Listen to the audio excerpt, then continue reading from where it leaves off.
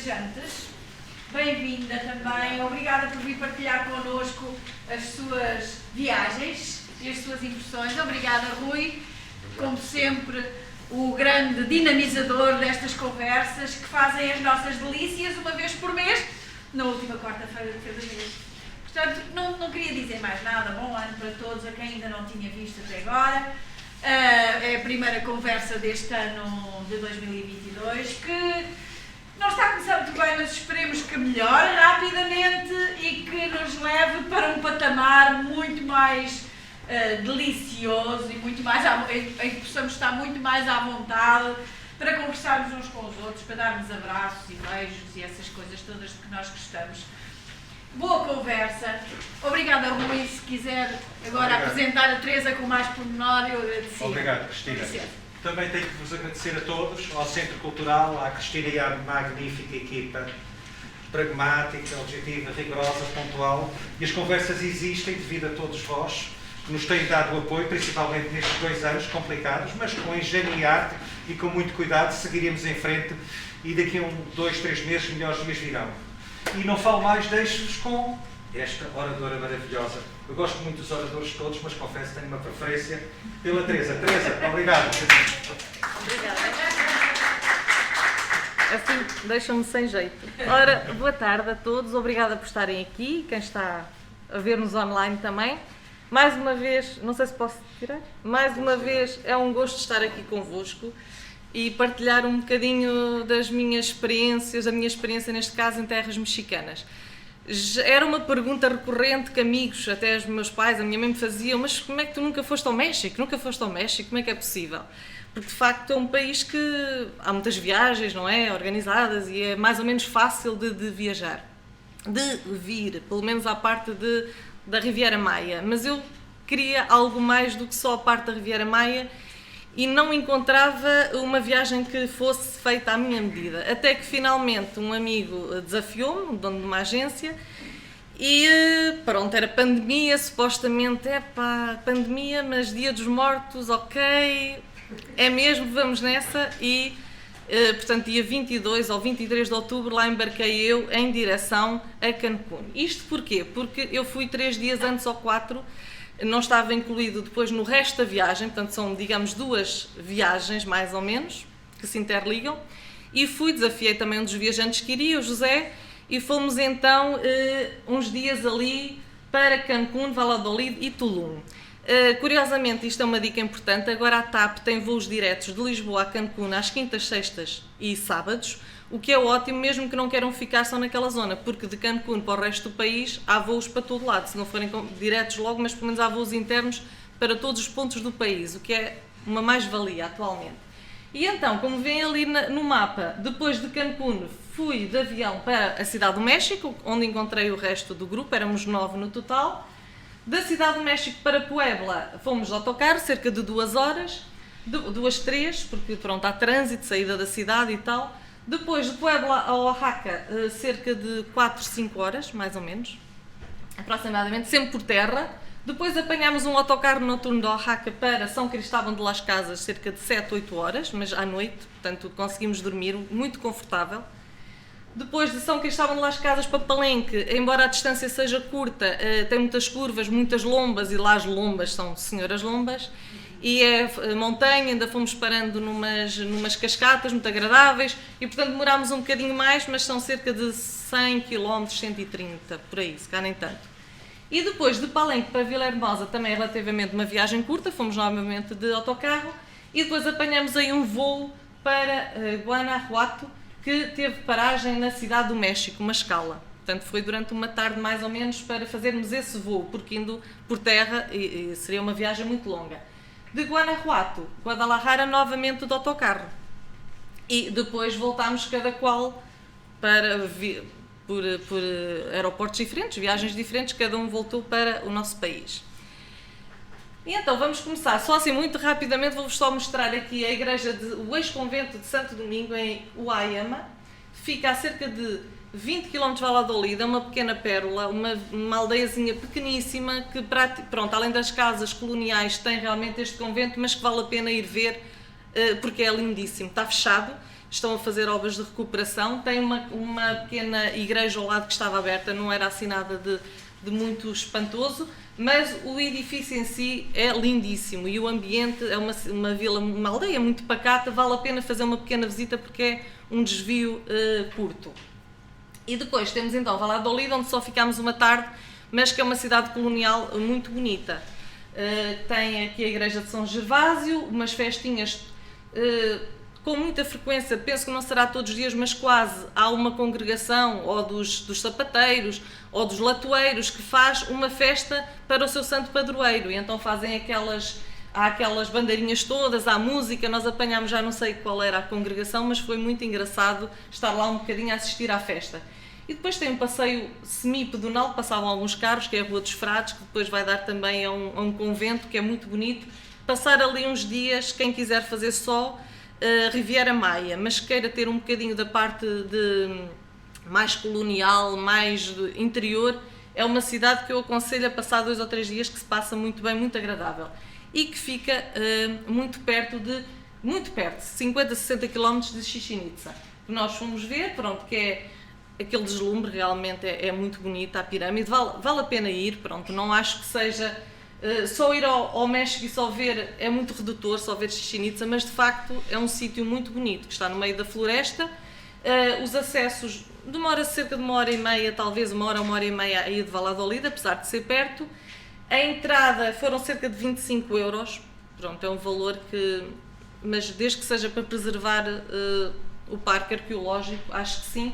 E além da pirâmide mais conhecida, que eu nunca sei os nomes, é o templo de Kukulkan, que já não é permitido subir. Amigos meus que já foram há uns anos dizem, subiste? Não, nenhuma das pirâmides lá agora é permitido subir, e acho bem. Também tem depois outros templos, como os palácios, tem vários edifícios bonitos que vale a pena ver. Entretanto, também tivemos que ir aos cenotes, como é óbvio, não sei se provavelmente já algum de vós lá esteve no México, nesta zona, e é algo muito turístico, mas que é engraçado e que vale a pena fazer.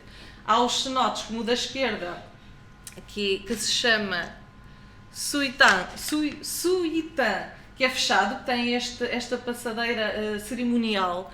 Penso que é uma coisa feita recentemente, mas provavelmente antigamente existiria ali uma espécie de um rochedo onde faziam alguns rituais maias, onde podemos nadar. Normalmente é entre 40 a 1 hora o tempo que permitem a cada viajante, compra-se um bilhetinho. Tem cacifos, alguns obrigam a tomar um duche primeiro, outros não, veste-se o fatinho de banho e pode-se lá estar aquele tempo, nadar, estar ali a respirar o ambiente. Não havia muita gente e quase tudo eram pessoas de lá, portanto autóctones, não havia assim muita gente, portanto deu para estarmos muito, muito calmamente. O da direita é o Gran Cenote, já é perto de Tulum, muito perto praticamente na cidade, e é já mais aberto, depois tem umas grutas onde podemos ir, também muito, muito interessante, muito bonito.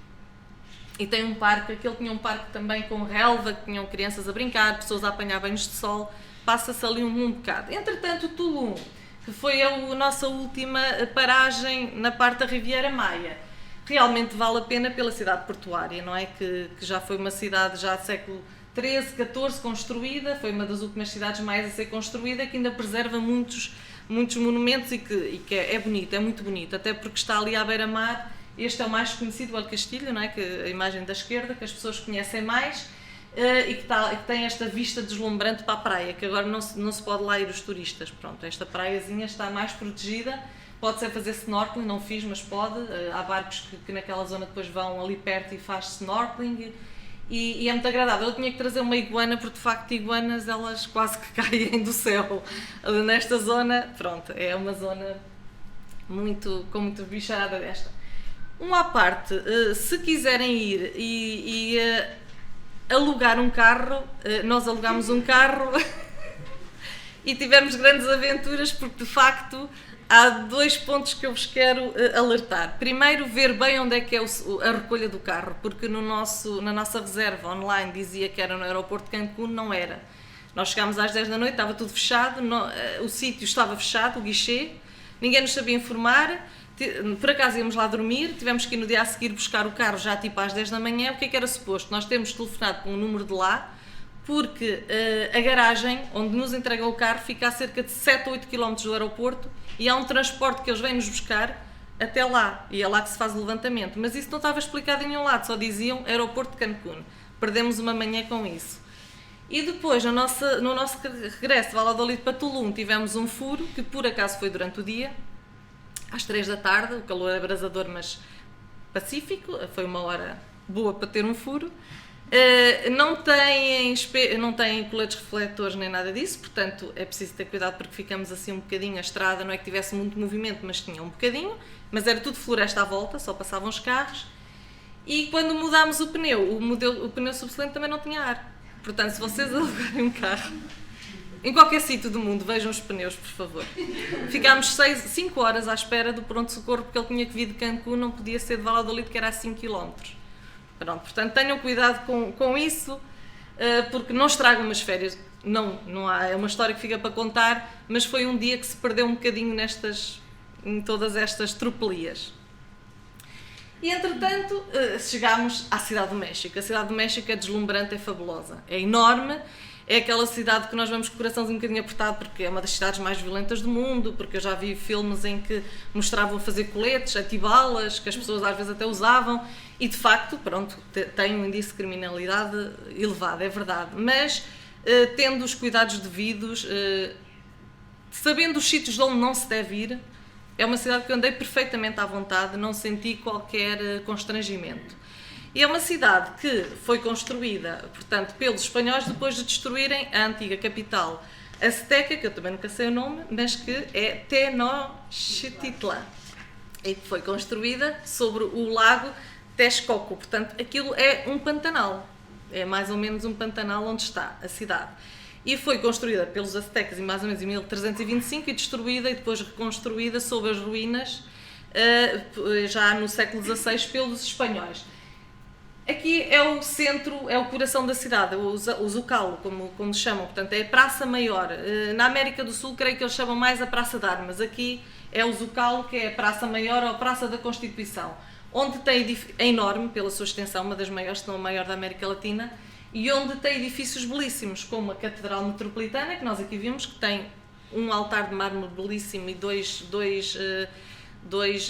órgãos também muito, muito bonitos, que eu pelo menos gostei muito, e que se nós olharmos bem está a tombar de um lado, tem uma inclinação que vai estando a afundar, porque esta zona toda é mesmo muito pantanosa. E está sobre o Templo Maior, que era um templo azteca, que estão em escavações, é um museu ao ar livre. Nós não fomos visitar propriamente, mas viu-se de fora, porque aqui à volta em várias esquinas há muitos edifícios onde há cafés, que têm terraços lindíssimos. Nós estivemos no La Frappe, numa das esquininhas, e que dá para tomar café e estar a observar, e é muito uma experiência que eu aconselho a qualquer pessoa que lá vá, passar ali um bocadinho a ver, a tomar um cafezinho, a sentir um bocado a cidade. E também tem o Palácio do Governo, que estava fechado, e por isso não pudemos ir ver os maravilhosos, aqueles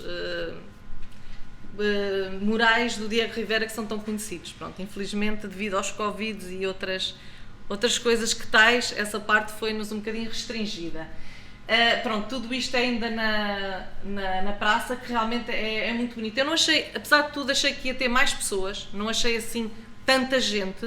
As pessoas que havia, a maioria eram pessoas de lá, realmente, habitantes de lá, alguns vendedores de rua, alguns turistas, mas não assim nada de... Andava-se perfeitamente bem, até achei que havia muito espaço, nenhum constrangimentos. Ali em cima vocês veem um xamã maia a fazer uma cerimónia de purificação, que eles usam copal, penso que é assim que se chama, que é uma resina que extraem de um cato. Aliás, segundo a lenda, um deus maia, que eu não me lembro do nome, que é um nome que eu não consigo dizer, disse num sonho que a capital do Império seria construída num sítio onde iriam encontrar uma águia com uma cobra no bico em cima de um desses tais catos. E foi ali, pelos vistos, naquele lago que eles encontraram e que fundaram a cidade. E inclusive o brasão da bandeira tem essa imagem, exatamente a águia em cima do cato com a cobra, e eles fazem muito estes rituais de purificação. Entretanto, esta é uma rua pedonal enorme, com montes de lojas e muita gente, que é muito engraçada, que é a Rua Madeiro, Francisco Madeiro, e que ainda é uma boa extensão, eu não sei, mas deve ser uns 2 km, pelo menos. E que, uma coisa curiosa que eu achei muito giro, imensos anúncios 100% livre de fumo. Eu achei que era muito interessante. E de facto tem imensas lojas, também tem algumas igrejas bonitas, que vai ter a esta zona da cidade, que é o Palácio das Belas Artes, que também não fomos visitar, penso que também estaria fechado, também tem alguns murais. Eu trouxe esta fotografia mais para mostrar também um bocadinho o belo e o menos belo, não é? Estavam lá pessoas acampadas, via-se algumas pessoas nesta zona a tomarem banho numa praça pública, portanto lá numa fonte. Pronto, não sei muito bem a história destas pessoas, mas vê-se que são pessoas que estão a passar por tempos mais complicados. Entretanto, fomos passeando na Alameda Central, que é um parque lindíssimo também da cidade, e vamos observando, por exemplo, este senhor está a passear o seu São Judas Tadeu, que é muito típico, dia 28 de outubro, é o dia dele. Aliás, todos os meses, a 28 de outubro, é suposto haver uma festa. Isto porque, segundo o que eu estive a ler, este Judas Tadeu, que era primo de Jesus Cristo, foi durante muitos anos confundido com o Judas Iscariote. E então ninguém gostava do senhor. E durante anos e anos, na Igreja Católica não se celebrava este santo. Até que alguém reparou que não era a mesma pessoa, eram 2 pessoas. E então ele é o padroeiro das causas impossíveis e começaram a venerá-lo mais e a tentar compensá-lo por todos os anos em que ele foi desprezado na Igreja Católica. E, portanto, de facto, eles andavam muitas vezes com pequenos altares e com imagens. Ele, inclusive, tem depois uma labareda a sair pela testa. Pronto, e realmente era engraçado ver imensas pessoas. É um bocadinho... pronto, é a parte cultural deles muito aguerrida. Este mural, que é brutal, é uma coisa lindíssima, tem 15 metros de comprimento, mais ou menos por quase 5 de altura, está no Museu Mural de Diego Rivera, deixa-me ver se eu não me engano, é o Passeio Dominical, na Alameda Central, eu penso que é assim que se diz o nome, eu espero não estar a cometer, Sonho do Passeio Dominical, na Alameda Central, acho que é isso, é o Sonho de uma tarde dominical na Alameda Central. E então nós aqui vemos, nesta parte, isto são cerca de 400 figuras e aqui estão retratados mais ou menos 4 séculos de história mexicana, que começa aqui com a conquista, com a descoberta pelos espanhóis, a Inquisição, etc. E depois ali está mais a parte mais do século XIX, portanto a Guerra pela Independência, depois início do século XX, a Revolução Mexicana, está a parte mais atual. Aqui no centro estão figuras típicas, inclusive pintores, escritores famosos, e está o Rivera, a Frida Kahlo, a Catarina, que é aquela personagem que nós vamos falar um bocadinho mais à frente. Portanto, é um mural que é avassalador. Uma pessoa fica ali realmente... é indescritível, tem que se lá ir ver, de facto. Este museu, depois o que tem, de resto, são pequenas exposições, até de pintura, de fotografia, de vários autores que penso que são mais itinerantes. Mas o museu praticamente é este mural, mas vale a pena. Entretanto, fomos de metrobus, que é uma forma ótima de andar na cidade, porque vemos, não é, o que se passa à nossa volta, estamos a observar as ruas, as pessoas, passamos por parques, por vários edifícios lindíssimos e anda-se, como tem aqueles carris próprios, anda-se muito rapidamente, chega-se de um sítio ao outro, é baratíssimo, portanto vale a pena mesmo fazer os transportes públicos. E fomos até ao parque de Chapultepec, eu não sei dizer estes nomes, peço desculpa, são horríveis, que tem cerca de 484 hectares e que penso que é considerado o maior parque urbano da América Latina, que é uma coisa enorme, é muito bonito, várias pessoas a passearem, a fazer exercício, muitos esquilos, é um sítio que vale a pena passear e estar ali a descontrair um bocadinho. E numa das extremidades tem o Museu Nacional de Antropologia, que é fabuloso, é uma coisa que nós infelizmente não tivemos muito tempo, é verdade, além de que é preciso ter cuidado, fecha às 17h30 em ponto, mesmo as lojas, tudo ficou fechado e, portanto, nós já fomos um bocadinho, fomos depois do almoço e acabamos por ficar pouco tempo. Mas realmente, entra-se nesta entrada principal, tem um largo onde tem um cogumelo a deitar água, tipo uma fonte, e esse é um átrio aberto e depois tem cerca de 22 ou 23 salas à volta e tem 2 andares, em que nos andares de cima são as esculturas mais recentes, as atuais, as que existem, mas nos de baixo está a parte mais pré-colombiana, portanto mais arqueologia, mais história antiga e é soberbo. Não conseguimos ver assim muito, mas do que vimos é fabuloso. Eu acho que aqui consegue-se estar, por exemplo, uma manhã, num dia, e depois no dia a seguir uma tarde, passa-se perfeitamente bem e tem peças lindíssimas de olmecas, zapotecas, os aztecas, etc. E uma ressalva que eu queria fazer, segundo o que eu estive a ler, a expressão correta é mexicas e não aztecas. Aztecas foi uma expressão que surgiu já, penso no século XIX ou XX, por um arqueólogo alemão, porque a cidade de México está no Vale do México e os habitantes seriam os mexicas. Nós chamamos aztecas, mas o nome mais correto, segundo o que eu li, é mexicas. E aqui está a pedra solar à esquerda, que é o calendário azteca, que é brutal. É assim uma peça, teve uma importância muito grande em termos arqueológicos e é realmente são 21 toneladas, penso eu, que pesa, mais ou menos, e realmente é uma peça que é impactante, está até no lugar de destaque numa das salas e realmente é muito bonita. Entretanto, fomos para o parque, um dos bairros que antes era uma aldeia, mas agora já faz parte integrante da cidade, que é Coyoacán, para visitarmos então o museu, ou a Casa Azul, o museu da Frida Kahlo. Eu não sou propriamente, longe disso, uma perita de pintura, também não sou assim particularmente muito apreciadora, mas a Frida Kahlo é um personagem incontornável da cultura mundial e então mexicana nem se fala, e portanto teríamos mesmo que ir, não é? Teríamos mesmo que ir à casa dela, e é uma figura fascinante. E quando entramos vemos logo o quê? Eu fui a 22, 23 de outubro, portanto aqui chegámos à Cidade de México mais ou menos a 28, 29 de outubro, ou seja, à altura do Dia dos Finados, dos Todos os Santos, o Dia dos Mortos.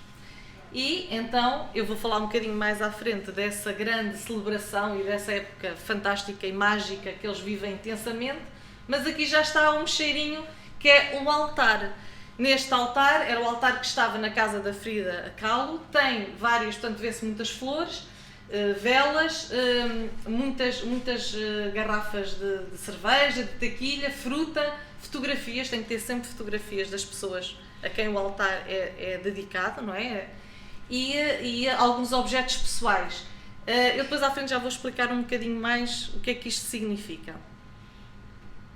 E entretanto aqui vemos à esquerda o ateliê, à direita o quarto, portanto a casa mantém-se mais ou menos como quando eles lá estavam a viver, mas com peças, não é? Com obras de arte, mas tem a cozinha montada, tem a sala, tem o quarto do Diego Rivera ainda lá com as como é que se chamam,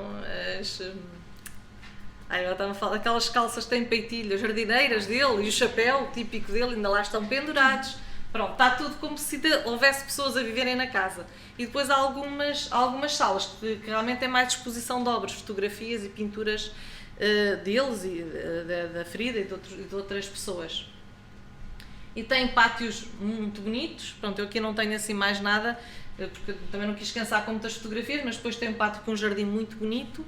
E tem depois uma parte que eu penso que foi descoberta já mais recentemente, que estava lá numa pequena arrumação, onde tem imensas roupas dela, os fatos todos dela, que ela vestia aqueles fatos muito tradicionais, não é? E tem mesmo aqueles espartilhos que ela usava, as botas dela, tem artigos pessoais mais íntimos nessa parte, e artigos de médicos que ela usava, que ela utilizava, está numa partezinha à parte. E entretanto fomos ao mercado, que são fabulosos estes mercados, aqueles mercadinhos onde existe um bocadinho de tudo, roupa, comida, neste caso como era a época do Dia dos Mortos, havia toda esta parafernália de esqueletos, de doces, de caveiras, é fantástico. E lá comemos também uma comidinha muito boa naquele mercadinho. Do lado de lá está a parte da comida, da estrada, numa estradazinha, e comemos lá, delicioso mesmo. E aqui trago um bocadinho da comida, pronto.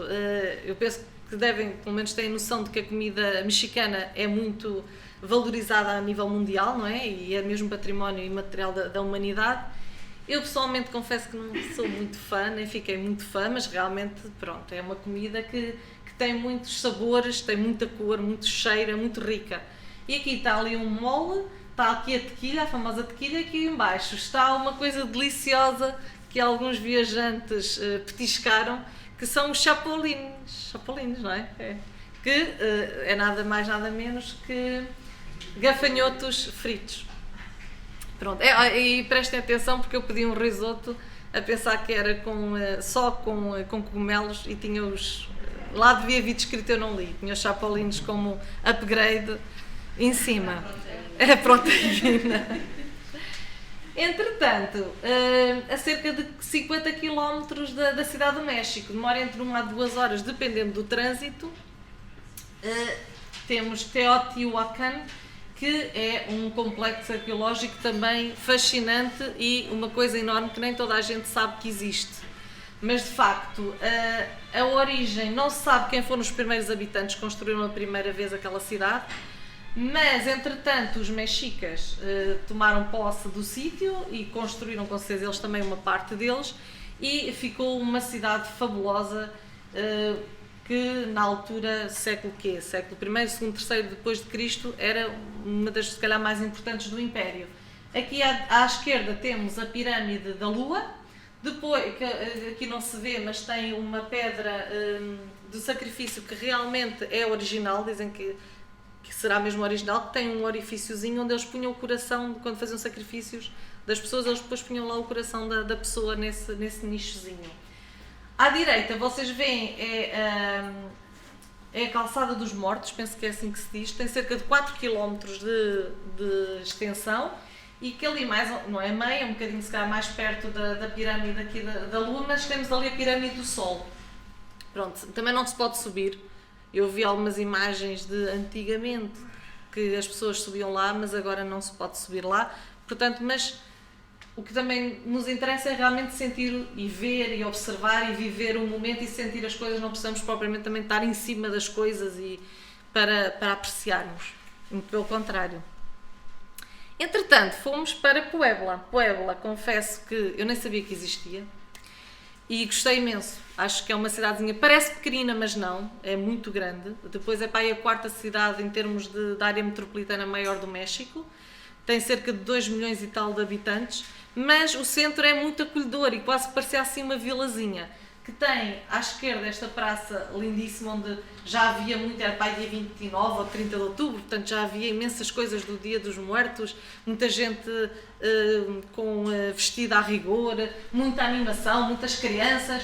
E depois tem ali à direita a Catedral, que também é muito bonita, que fica ali mesmo pertinho. Esta praça à volta tem uma data de edifícios, restaurantes, mas também lojas, algumas até assim com um estilo neoclássico, tipo os centros comerciais até com algum requinte. Portanto, é uma zona muito bonita.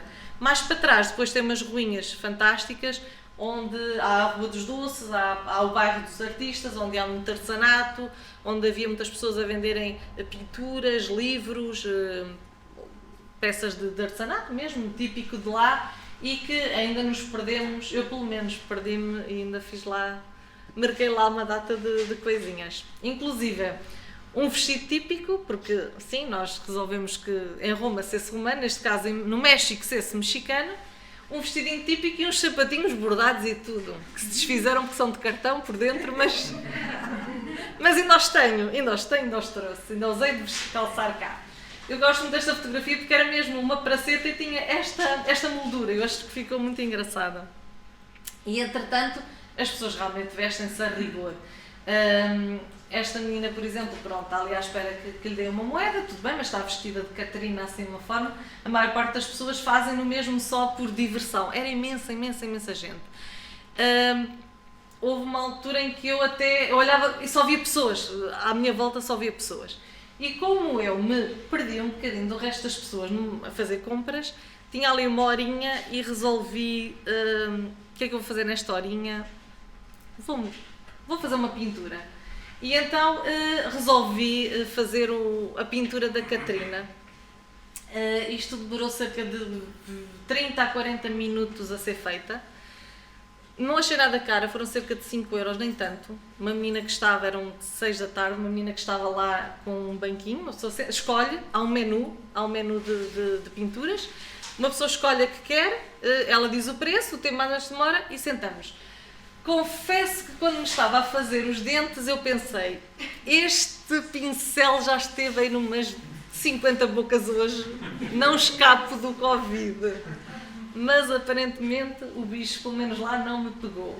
E pronto, eu resolvi vestir então o traje típico que tinha comprado. E foi uma noite também muito engraçada, foi a tal noite dos chapolinos no risoto e de umas tequilhas, foi uma noite bem gira. E entretanto chegámos se calhar à cidade mais mítica em termos, Oaxaca, não sei bem se é assim que se pronuncia, em termos do Dia dos Muertos. Penso que será aqui uma das cidades que é mais conhecida e que as festividades são mais levadas a sério, ou pelo menos com mais projeção.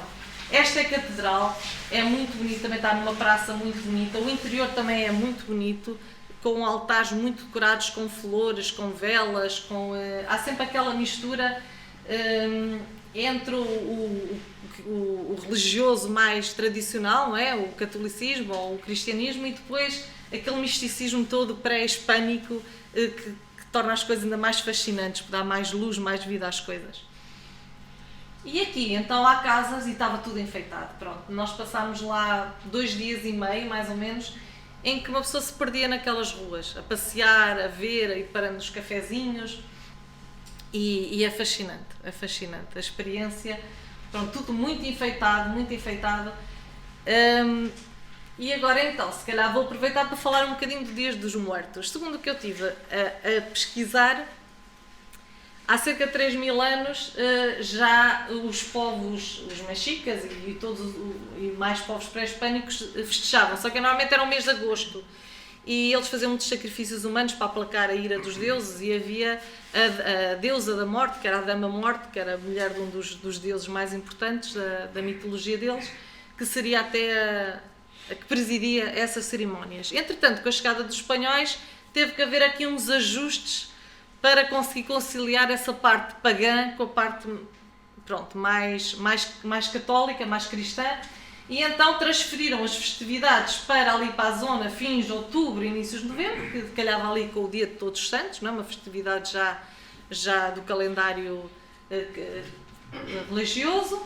E então esta festa coincide com o nosso Dia de Todos os Mortos, e que nós também nos lembramos mais dos nossos entes queridos que já não estão entre nós, mas há uma grande diferença, em que enquanto nós temos uma carga um bocado pesada, a tristeza, temos sempre os nossos semblantes piores, vamos lá, tratamos das campas, mas sempre com um ar muito, muito sério, muito sisudo, muito triste.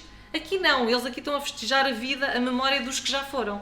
E segundo eles, pronto, acreditam que se fizerem aqueles altares que nós vimos, que há em todas as casas quase, em restaurantes, na rua, em que têm que ter então, tem muitas flores, tem velas, incenso, tem comida, bebida, normalmente as comidas, as bebidas que as pessoas mais gostavam, a pessoa a quem o altar é dedicado, e tem que ter sempre, às vezes tem figuras religiosas, outras vezes não, nem sempre tem, às vezes tem, muitas vezes tem esqueletos, estas figuras mais típicas, a Catarina, e tem que ter sempre a figura da pessoa que é evocada, a pessoa que já morreu e que queremos evocar, porque segundo a tradição, abre-se um portal entre o dia 31 dia 31 de outubro e dia 1, vêm as crianças. Portanto, os seus entes queridos de facto vêm e estão com a família, com os amigos, para festejarem e relembrarem as suas vidas. E portanto há grandes jantaradas, há grandes convívios, há festa, há música, há festa, há isso tudo. Do dia 1 para o dia 2 é o dia de virem os adultos. Pronto, e eles acreditam mesmo nessa altura há um portal que se abre e os entes queridos vêm ter com eles, e durante aquele período podem estar com eles ali a recordar, estão com eles de facto. Normalmente os cemitérios estão abertos e fazem-se essas, portanto, comemorações também nos cemitérios, em que não é suposto as pessoas irem mascaradas, entre aspas, pronto, mas vão e cantam e bebem e comem, estão ali nas campas, nós já vamos ver aqui mais à frente, elas estão perfeitamente decoradas com bonecos que são crianças, com uma viola se era uma pessoa que gostava de música ou que era músico, com chapéus, com livros, com que as pessoas gostassem mais e que fosse mais significativo para o defunto. Este ano, pelo menos em Oaxaca, eu penso que na maior parte das grandes cidades, por causa do Covid, porque há sempre muito álcool à mistura, às vezes há uma animação um bocadinho mais próxima, de maior proximidade, eles proibiram, e nós em Oaxaca fomos a um cemitério, ainda andámos o quê? Pai de 2 km. E estava fechado. Eu senti-me como o Rolo Solnado quando chegou à guerra e estava fechada. Porque de facto nós chegámos e estava fechado. Pronto, nós tirámos uma fotografia à frente para dizer que tínhamos lá estado, mas não havia. Nas aldeias mais pequenas talvez conseguíssemos, mas nós pronto, não quisemos arriscar e acabámos por ficar e andámos na cidade. Como? Os mortos estavam em igreja. E andámos mais pela cidade e havia muita música, havia comemorações, portanto até havia vários bairros, tinham desfiles em que levavam tipo uns cabeçudos, tipo uns bonecos em que estavam a festejar, todos muito, muito contentes. Aqui em baixo há o pão dos mortos, que é um pão típico de anis com açúcar e que muitas vezes tem uma caveira ou a cara de uma pessoa, pronto, lá interessa, e que é muito típico desta altura. Ali o coração típico, pronto, da cultura, da tradição mexicana, e ali eu estou no meio de uma família, não é? Em que há os cholos. Os cholos são estes cãezinhos, quem viu o Coco recorda-se de certeza. São cães típicos da América Latina, principalmente aqui do México, não têm pelo quase nenhum, só têm um bocadinho assim na cabecita e um bocadinho na cauda e assim uns... é áspero, até é um bocadinho desagradável ao toque. Mas são uma doçura, são muito queridos. Eu depois vi em Guadalajara, estive a fazer festinhas e são muito amorosos. E na mitologia pré-hispânica era um animal muito importante, era quase sagrado, porque eles eram os companheiros dos seus donos e quando os donos morriam, inclusive sacrificavam os cães, porque eles iriam ajudá-los a encontrar o caminho no Rio da Morte, para chegarem até ao seu destino final. E, portanto, nós vemos, inclusive, havia animais assim pintados e que eles pintavam também, mas que também fantasiavam os seus cães. Muita gente. Aqui está o convento de São Domingo, que agora é um centro cultural. Não vi nenhuma exposição, mas penso que tem exposições muito boas. E aqui está o interior de uma igreja muito decorada também. Aqui foi outro fato, pronto, isto já parece mais a Emília de Sítio Pica-Pau Amarelo, mais do que a Catarina, mas de facto, pronto, foi um dos disfarces. A Catarina é aquela, aqui está uma verdadeira Catarina, bastante bonita e bem posta, esta menina, que é aquela figura que é o esqueleto, que está aqui uma Catarina, que eu comprei lá, pronto, que é o esqueleto. Esta aqui não é aquela tipo que eu perguntei, aquele chapéu de dama com as flores, mas é uma Catarina e que representa a morte. O nome vem de uma expressão dandy em espanhol, Catrina, que significa dandy, bem posto, janota, não é? E que era uma senhora da alta sociedade, mas que eles queriam representar, tornou-se uma figura popular, eles queriam representar que a morte vem para os ricos ou para os pobres, portanto que é uma coisa que é o mais democrático que há, porque toda a gente morre e toda a gente fica ossos, depois pronto, toda a gente fica pó, digamos, e portanto tornou-se depois o Diego Rivera, já antes um poeta, escreveu uns poemas sobre a Catarina e depois tornou-se no século XIX, inícios do século XX, uma imagem típica mesmo, muito icónica do México, então principalmente desta época. E depois há indivíduos que se mascaram com a de morte, portanto estas pessoas todas, é um ambiente que realmente é assim, se puderem ir ao México nesta altura vão porque é uma mais-valia. O México em si já é fabuloso, já é fascinante, já é rico culturalmente, gastronomicamente, em termos de tanto cultura antiga como agora moderna, museus, arte, mas nesta altura tem ainda outro impacto. porque realmente é uma tradição que para eles é uma das mais importantes que eles têm e que também acabou por espalhar um bocadinho pela América Latina toda, mas principalmente aqui no México. E depois conseguimos ainda visitar um cemitério nesta cidadezinha que tem ali o nome, se vocês depois conseguirem ler. É um nome assim daqueles a sério, e que realmente eu só trouxe aqui 2 ou 3 imagens porque também não ia cansar, mas havia mesmo famílias que estavam lá a tocar e a comerem o seu piqueniquezinho, crianças, idosos, portanto a família vai, é um convívio familiar, não há aquela tristeza subjacente que nós temos na nossa visita aos cemitérios neste dia. Ali de facto é uma festa. Entretanto, fomos para Chiapas. Não tenho dito, mas eu acabei por percorrer 9 distritos, digamos, 9 províncias. Comecei a Cancún, Tulum é Quintana Roo, Valladolid é Yucatán, Cidade do México é o Estado do México, da Cidade do México, Estado do México, Puebla é Puebla, é o Estado de Puebla, Oaxaca também é o Estado de Oaxaca, e São Cristóvão de Las Casas, não sendo a capital, é a cidade mais icónica do Estado de Chiapas. O Estado de Chiapas, se calhar todos vocês, há aí um sininho, não é, do comandante Marcos, não é, do exército dos zapatistas, e de facto aqui é onde o México, pelo menos daquilo que nós vimos, é o México mais real, mais indígena, mais puro, o México mais cru. É onde há uma maior percentagem de população indígena. Esta cidade é lindíssima, é uma cidade colonial, é muito, muito bonita.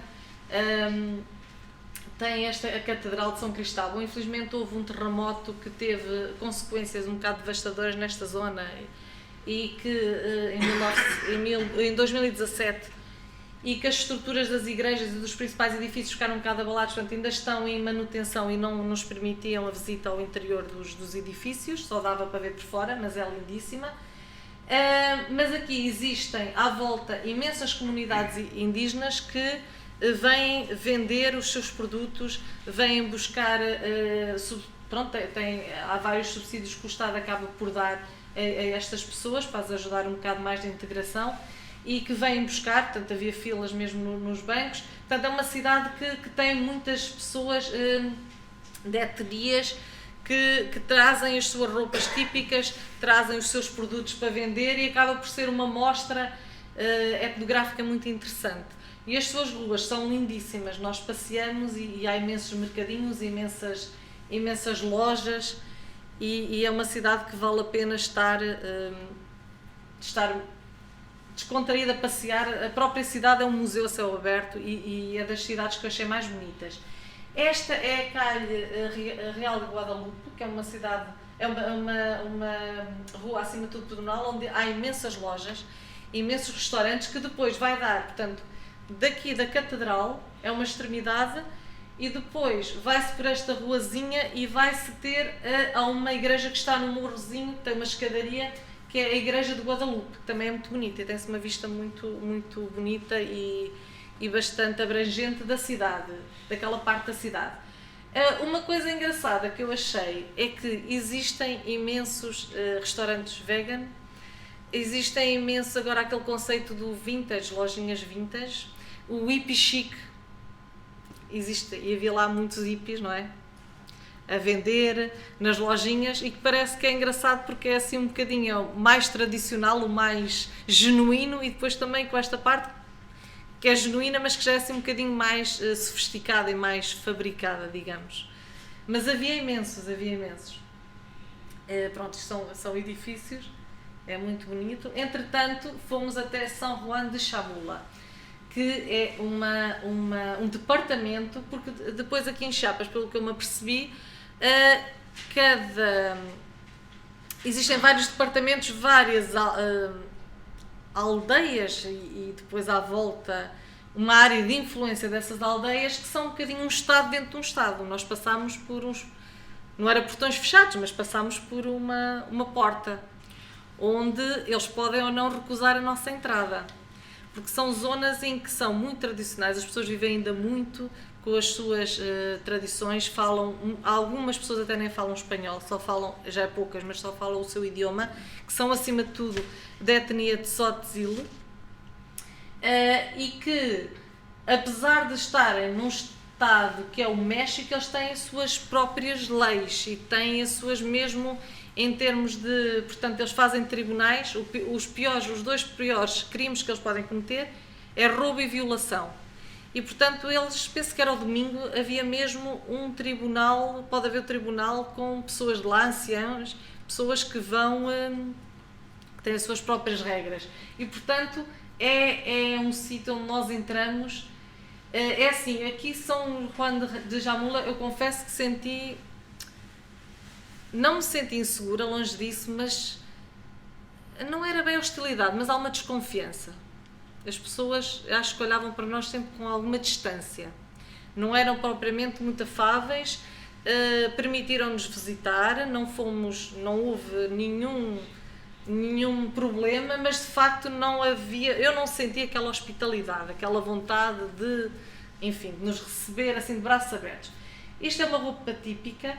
Aquela igreja é provavelmente a igreja mais interessante onde eu entrei. É proibido tirar fotografias. É uma igreja que foi desacralizada pelo Vaticano, porque de facto eles praticam lá rituais maias, não, também aqui já é maias, aqui já são maias pré-hispânicos, em que nós entramos, não há bancos nenhuns, portanto é tudo assim amplo. Há muita caruma e vegetação no chão, portanto folhas, mas acima de tudo caruma, e em grupos, normalmente deviam ser famílias, habitualmente tinham um xamã ou uma pessoa, um líder com eles que estava ali a liderar o ritual, fazem rituais que têm velas, depois cada vela tem uma cor que significa uma família, outra o trabalho, outra os negócios, o que quer que seja, tem significados. Usam o ovo também, que eu já não me lembro o significado do ovo, mas também tinham um ovo. É curativo. Pronto, é curativo. Incenso, que eles punham a arder, aquilo é um cheiro a incenso, a pinha, aquele verde, é tudo assim, a pessoa entra lá dentro e é um choque, porque é o ambiente, é aquele misticismo todo que nos rodeia, são as cores, os cheiros, é parte visual, porque depois também tem galinhas, que eles fazem lá sacrifícios muitas vezes, as galinhas. Eu não vi nenhuma a ser sacrificada, mas vi 2 ou 3 galinhas dentro de um saquinho. E à volta estão os santos católicos, não é? Está tudo com os santos, é São João, é a Santa Rita, é a Santa de Guadalupe, é o São Cristóvão, portanto estão todos ali à volta, e eles também, ao mesmo tempo que estão a fazer aquele ritual maia, também vão acender flores e vão fazer algumas rezas, alguns rituais ao Santo Católico. Pronto, o que eu li é que de vez em quando vai lá um padre fazer batismos e algumas cerimónias, mas de facto está desacralizada e não é uma igreja em que haja rituais católicos. Como disse, é proibido tirar fotografias ou não, e são muito...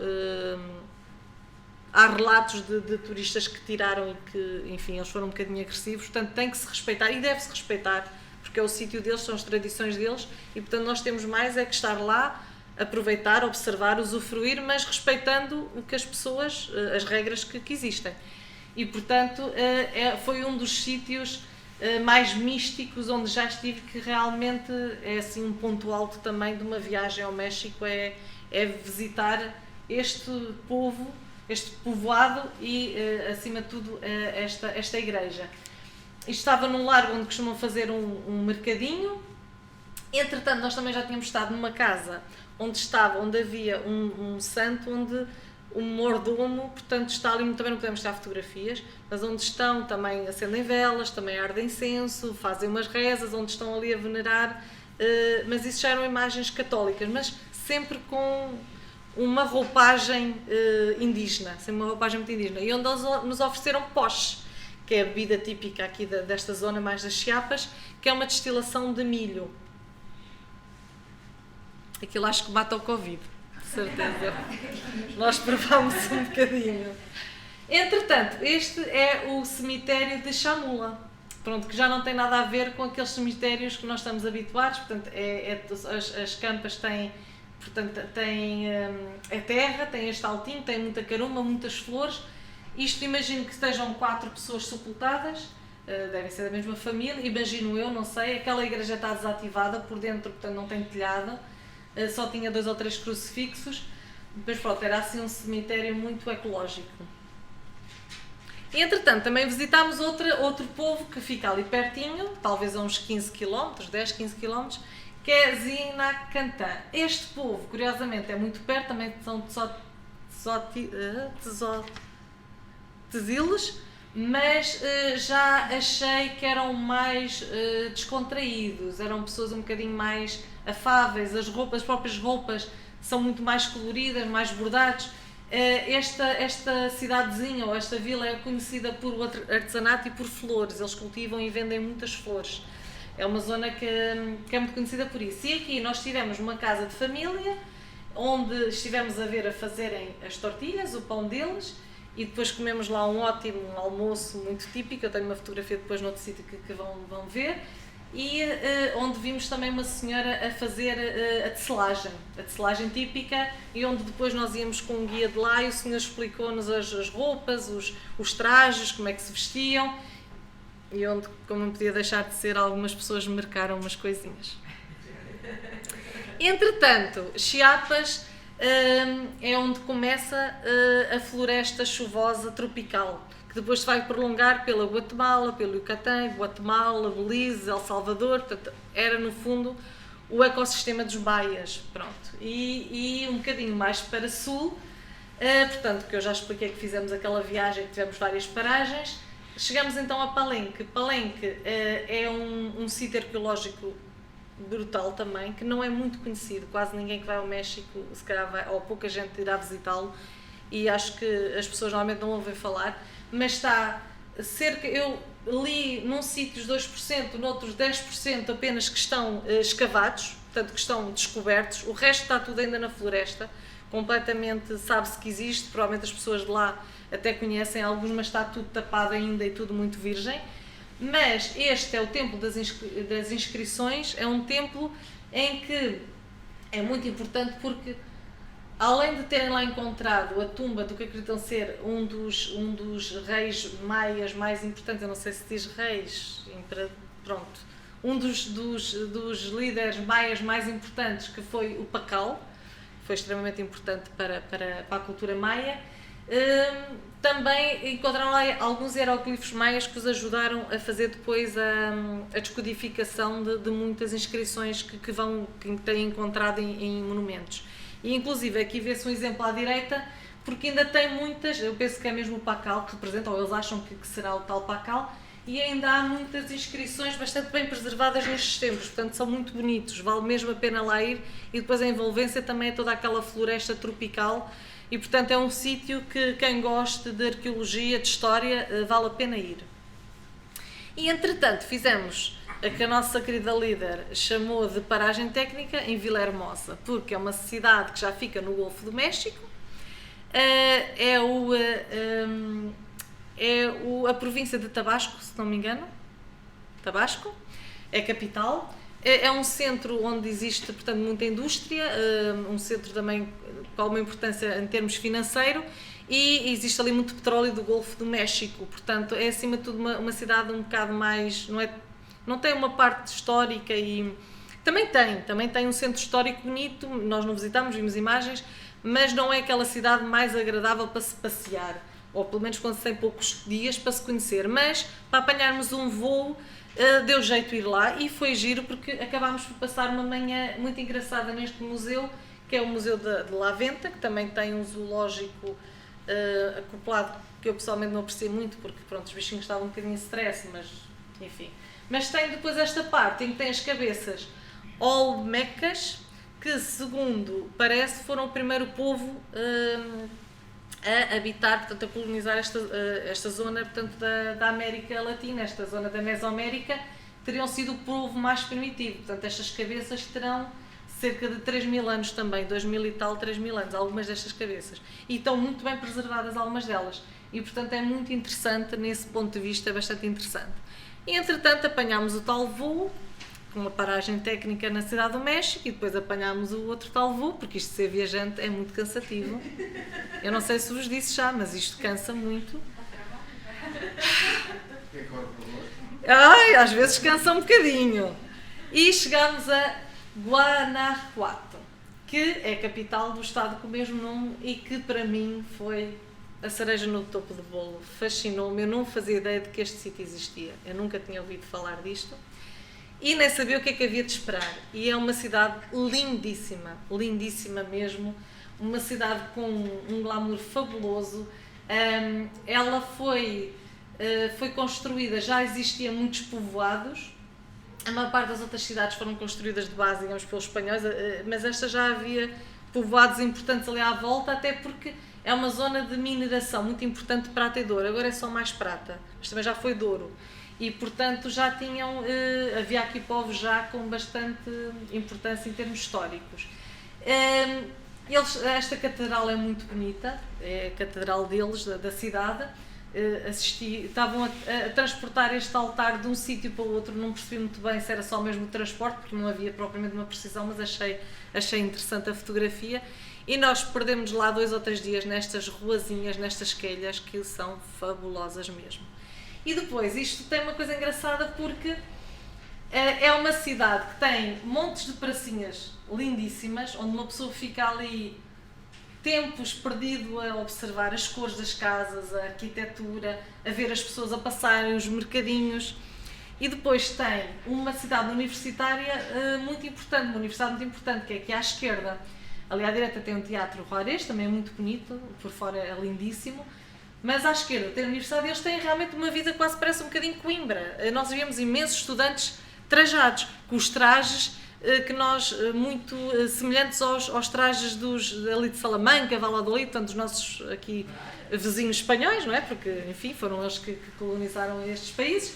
E, portanto, eles têm uma tradição muito forte, também de tunas, e acabou por haver uma coisa muito gira que foi uma visita noturna que nós assistimos. É turístico, é foleiro, pode ser um bocadinho, mas é muito giro e nós divertimos imenso. E eles então, uma tuna, encontrávamos penso que foi às 18 horas, ou às 17 horas, já não me lembro, pronto, num sítio ali no Teatro Juárez à frente, e a partir daí eles iam-nos fazendo uma viagem guiada por alguns becos ali daquela zona da cidade, em que iam cantando, iam contando lendas, iam brincando imenso, super divertidos, e foi muito, muito giro. E uma das lendas que nos contaram, que eu não tirei fotografia, porque pelo menos não tinha assim uma fotografia de jeito para trazer, foi exatamente uma história que eles têm, que também é uma, no fundo é aquela história do Romeu e Julieta, do Pedro e Inês, da menina que se apaixona rica, que se apaixona por pobrezinho e que pronto, que coitadinho, não é? Que ele, enfim, é escorraçado pela família dela e depois acaba por haver morte, alguidar e aquele drama todo. Mas depois também há a calha do beiço, que acho que tem um bocadinho a ver com essa lenda, em que, segundo a tradição, os amantes devem dar um beijo no 3º grau, portanto devem se descer, no 3º grau param, dão um beijo e terão 7 anos de felicidade. Já não é nada mau, para os padrões atuais já é muito bom, é de aproveitar. E pronto, e já é uma cidade, todo o México e toda a América Latina, pronto, quem conhece um bocadinho tem noção disso, tem muitos murais. Há muitos murais pelas cidades todas, algumas mais do que outras, e realmente aqui, pelo que eu me apercebi, foi das cidades onde havia mais murais assim nas paredes. Esta parte da cidade também é muito interessante, é uma parte que fica um bocadinho abaixo da parte mais histórica, do centro histórico, são túneis. Eu senti-me em casa, porque aqui havia inundações antigamente, eu moro aqui em Santa Clara, portanto eu aqui senti-me em casa. E estes túneis começaram a construir estas casas exatamente porque o rio Guarra, eu nunca sei dizer o nome da cidade, que é uma vergonha, o nome da cidade, inundava estas zonas. E, portanto, eles começaram a fazer estes tuneizinhos e as casas assim, que era para evitar a destruição das casas, não é? Entretanto, com as novas tecnologias, com a mudança de clima e tudo, deixou de haver essas inundações, mantêm-se os túneis, são cerca de 8 km de túneis em que as pessoas circulam e depois até há um autocarro panorâmico que nós também fizemos, também foi engraçado, gostei muito, cerca de 1 hora, e que uma das partes era exatamente passar por estes túneis e é muito engraçado ver. E entretanto, tinha que trazer uma fotografia, isto da cidade lá em baixo, há um funicular muito giro que nós subimos, um funicular, e que vemos a cidade atrás, e este é o grupo de pessoas maravilhosas que foram comigo. Eu fui com uma agência que se chama Sem Rota, que tem Sem Rota, número 100 Rota, que tem viagens fabulosas. Pronto, eu já tinha viajado com eles para os Balcãs e gostei imenso, e que organizaram, e aqui estão as pessoas com quem eu fui e que estão aqui algumas connosco. Pronto, levantem-se por favor, a Rosa, o Rosário e o Francisco foram meus companheiros de viagem, pronto, só para vocês verem que realmente são pessoas muito especiais mesmo. Isto dá para dizer pessoas normais. E entretanto, vamos só aqui um bocadinho, porque depois fomos de autocarro para... Onde é que se põe aqui o som a tocar? Eu sou mesmo... Se calhar não vai dar. Ah, não tem som. Ah, tem.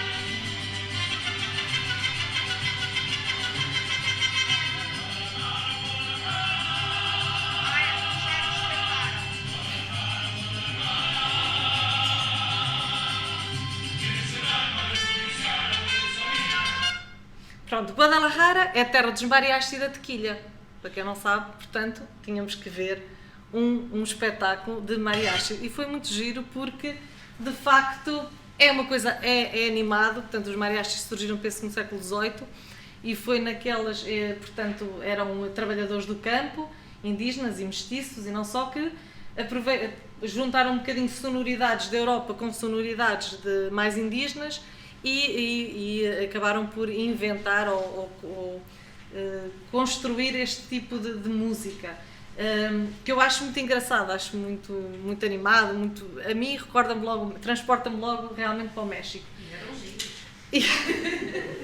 Exatamente, e bem apessoados. Guadalajara é uma cidade também, a segunda ou terceira portanto, com mais população mais importante, entre aspas, do país. É um grande centro industrial, principalmente das indústrias de tecnologia, mas também alimentares, de roupa, de calçado. Tem uma zona periférica mais industrial que não é tão interessante, e depois tem um centro que é mais pequenino, mas também que é muito bonito. O que a mim me fascinou mais nesta cidade, confesso, foi que eu cheguei e parecia que estava um bocadinho na Europa Central.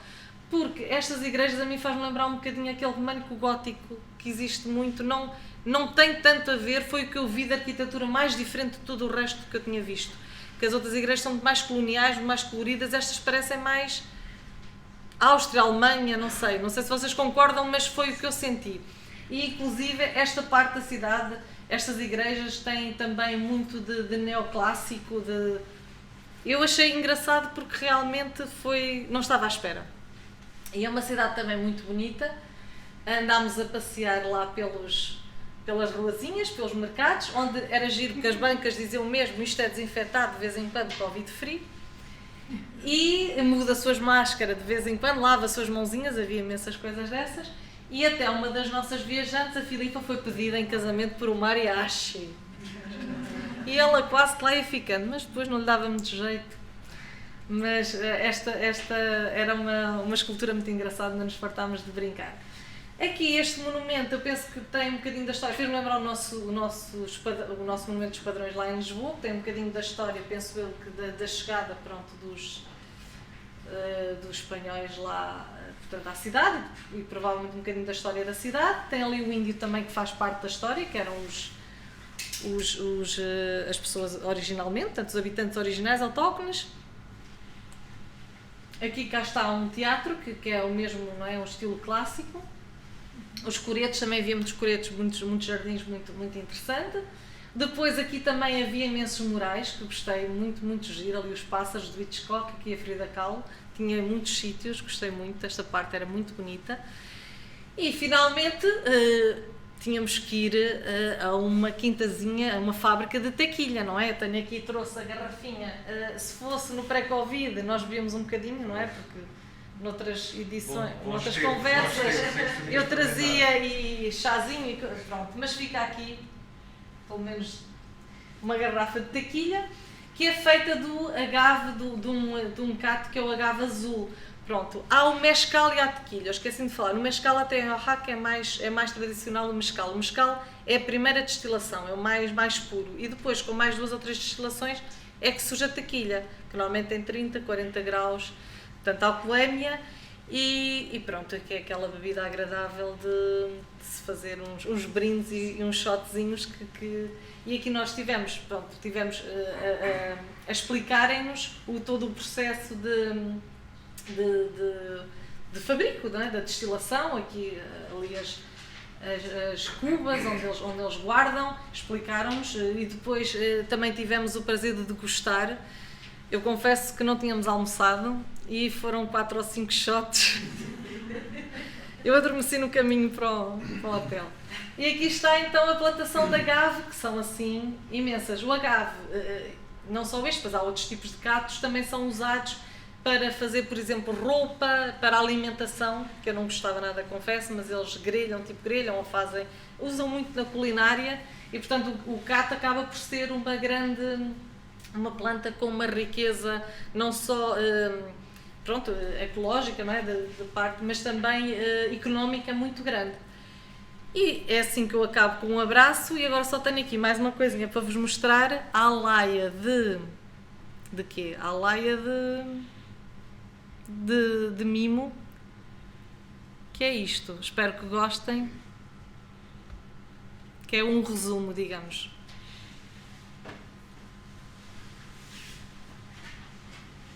Eu toquei